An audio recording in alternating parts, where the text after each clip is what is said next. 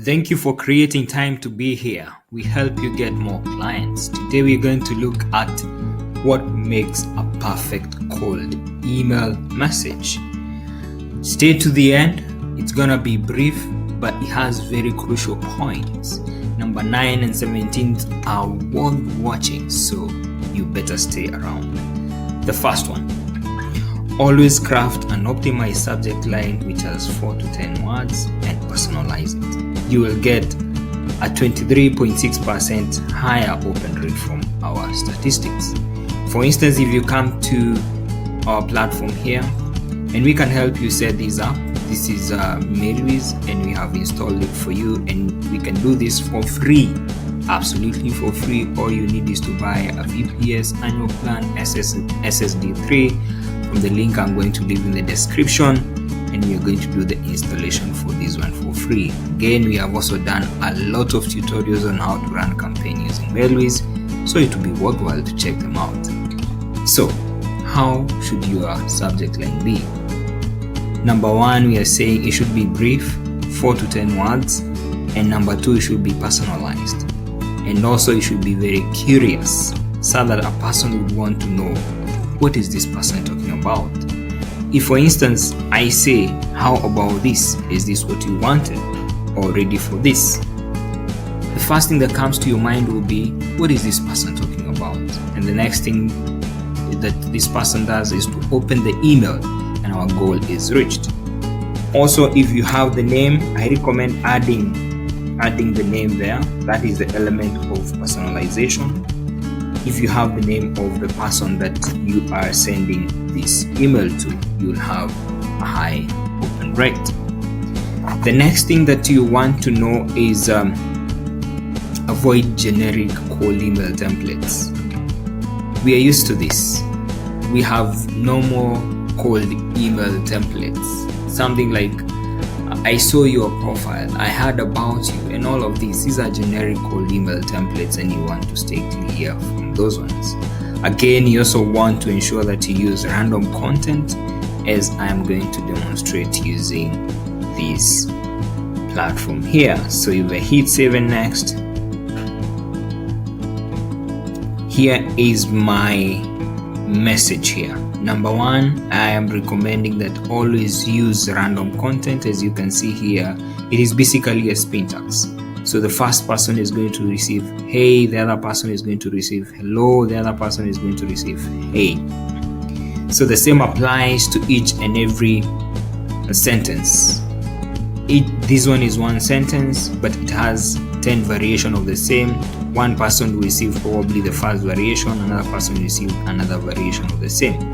But if you note here, I have only 1, 2, 3, 4 sentences. So ensure that you are not overly wordy in your email. People don't have time to read all of that.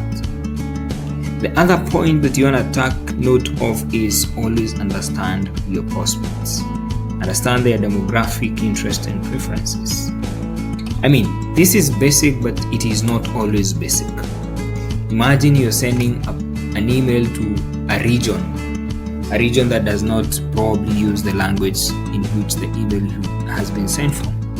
Maybe you're sending an email to France, and you sent it in Portuguese. Definitely, a person will know something is off here.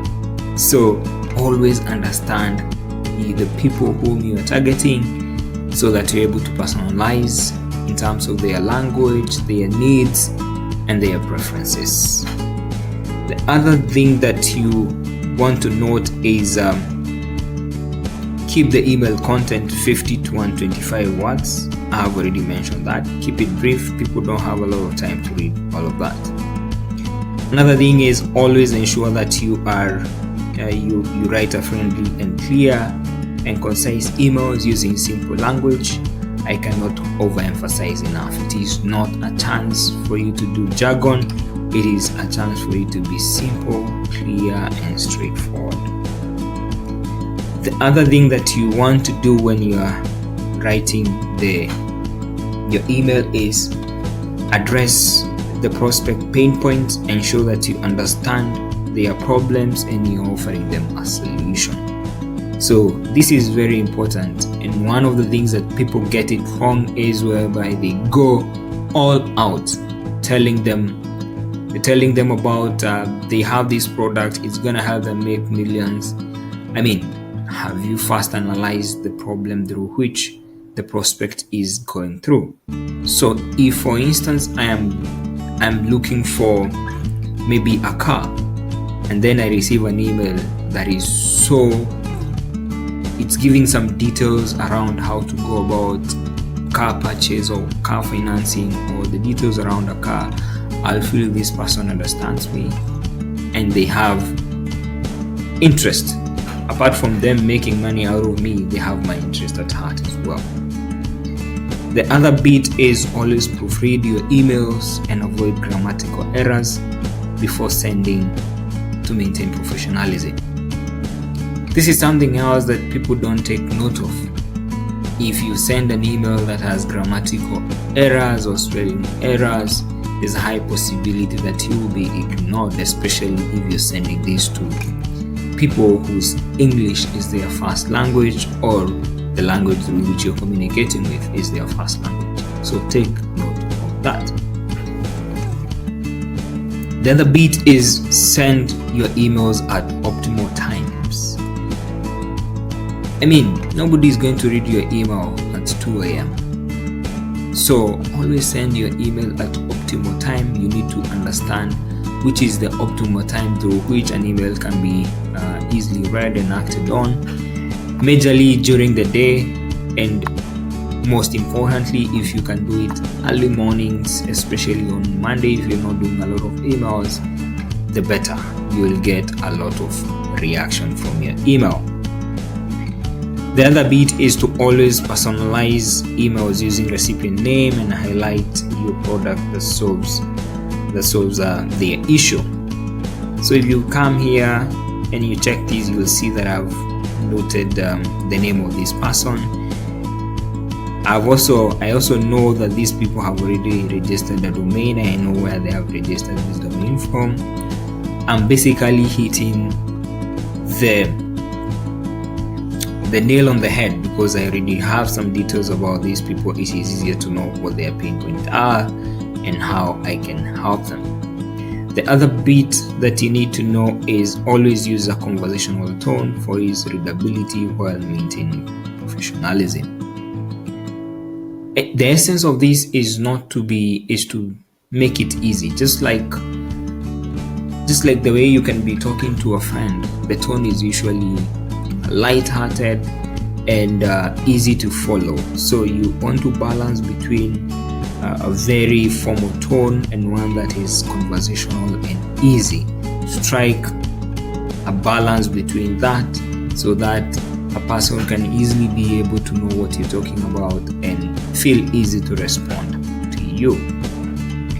The other thing that you need to take care of is in regards to follow-ups.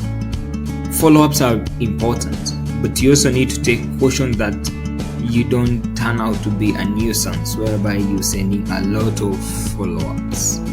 So send a follow-up probably after 3 to 4 days, and if there is no reaction from it, please stay away from that person, because you risk them marking you as spam and jeopardizing your sender.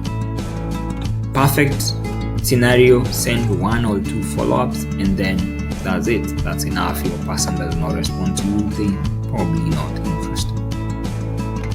The other point is you need to keep on testing what works and what doesn't work. Remember, not all your emails is going to work, so you need to keep on testing which one is giving you higher conversion, which one is getting more open rates. So don't settle for one. Always have several versions of the email that you're sending out. The other bit is only focus on one point on each email. I mean, this applies across the board in most marketing channels. Do not mix up issues. Only stick to one and one only. If you're talking about SMS, stick to SMS only. If you're talking about clothing or shoes, just stick to that. and do not mix up issues. Don't tell us you do SEO, you do video, you also do e-commerce. You sound like you're all over. So stick to one issue. The other thing is always aim at building a relationship with the recipient rather than being promotional and just pushing a message out there and hoping someone is going to open it. That should not be the goal. The goal is to always ensure that you keep it conversational, keep it friendly, and ensure that you want to build a long-term relationship. Don't actually talk about your product in your first email. Don't talk about your product in your first email. Focus on the recipient and at least getting a booking of a meeting or a reply of some sort before you can tell them more about the product that you're offering. The other thing is include a short and trust building signature. I think this is also very important, whereby you have your name, your job title, contact number, and website address. And this helps a lot in building trust, because this is a person that does not know you. Something else is always to have a call to action so that people know what next from here. Probably you want to engage them in a meeting. Probably you want to take them to maybe a link or a video so that they can view more information and get back to you. Always have a call to action when it comes to your email. And lastly, but not the least, always avoid attachments in cold emails, as they may be perceived as spam. Some attachments, not very many people are comfortable downloading attachments, and we know the easiest way to spread malwares is through those attachments. So even